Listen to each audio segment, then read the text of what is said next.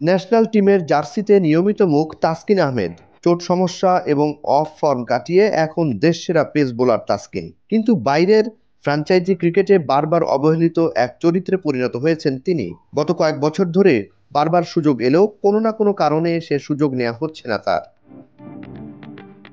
আইপিএলে এবারের আসরের নিলামের তালিকায় মোস্তাফিজুর রহমান ছাড়াও ছিলেন তাসকিন আহমেদ ও শরীফুল ইসলাম। নিলামের একদিন আগে বিসিবি তাসকিন শরীফুলকে ছাড়পত্র দিবে না বলে স্পষ্ট জানিয়ে দেয়। আরেক পেসার মোস্তাফিজ ঠিকই দল পেয়েছেন। 2024 আইপিএল চেন্নাই সুপার কিংসের হয়ে খেলবেন বাংলাদেশের বাঁহাতি এই পেস বোলার।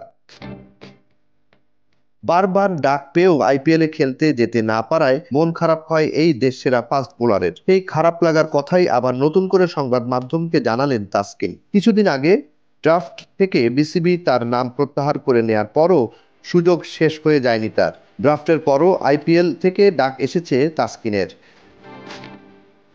বিশ্বসেরা ফ্র্যাঞ্চাইজি লিগ আইপিএলে কোন দল থেকে ডাক পেয়েছেন তাসকিন সেটি অবশ্য জানাননি। তবে বিভিন্ন সূত্র থেকে জানা যায় ড্রাফটের পর কলকাতা নাইট রাইডার্স ও গুজরাট টাইটান্স তাকে পাওয়ার আগ্রহ দেখিয়ে যোগাযোগ করেছিল।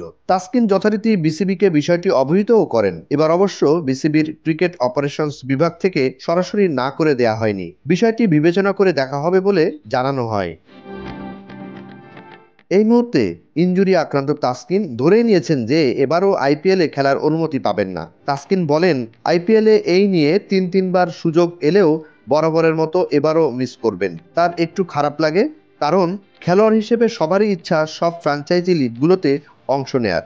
শুধু আইপিএল না, বিভিন্ন লিগ থেকেও প্রস্তাব আসে বলে জানান তাসকিন।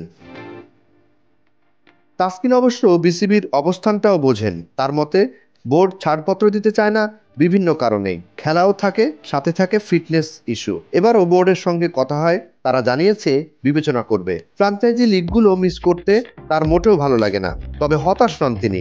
আশা নিয়ে আছেন ভবিষ্যতে আবার সুযোগ আসবে।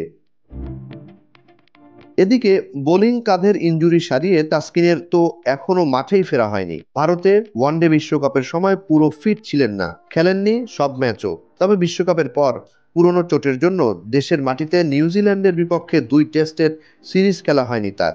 যাওয়া হয়নি নিউজিল্যান্ড সফরেও। 19 জানুয়ারি থেকে শুরু হতে যাওয়া বিপিএল দিয়ে মাঠে ফেরার অপেক্ষায় আছেন তাসকিন। এই ফাস্ট বোলারের অবস্থার অগ্রগতি বেশ আশাব্যঞ্জকই। গত ডিসেম্বরের দ্বিতীয় সপ্তাহে তার পুনর্বাসন প্রক্রিয়া শুরু হওয়ার পর কেবলই ছোট রান আপে বোলিং করার অনুমতি ছিল, তবে এখন পুরো রান আপেই বোলিং করছেন তিনি। জুনায়েদ আলী সাকি, খবর সংযোগ।